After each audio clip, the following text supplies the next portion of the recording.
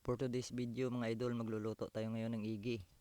Ito ang aming pananghalian ngayon mga idol. Hindi ko alam kung ano tawag nyo dito mga idol, basta sa amin sa Ilonggo, igi ito. Hinugasan lang muna natin ito mga idol at saka inilagay sa isang lalagyan. Simple lang ang pagluto nito mga idol, napakadali lang. Inilagay ko lang dyan sa kasirula. Tapos, yan lang ang sangkap niya mga idol. Sibuyas, luya, at saka tanglad. At yung pangmalakasang magic sarap natin mga idol. Yan lang kasimple mga idol. Napakadali lang yan lutuin.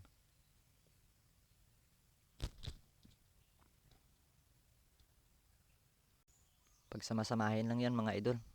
Ilagay lang yan lahat. Napakasarap nito mga idol.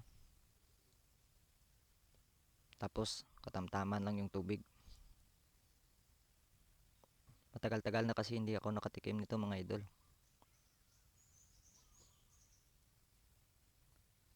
At saka ito mga idol, yung pagluto nito mga idol, bawal po yung overcook kasi mahirap po yung sipsipin.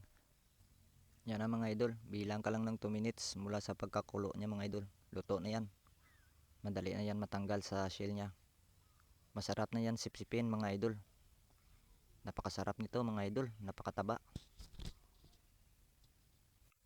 Tara mga idol, samahan nyo kami sa aming pananghalian.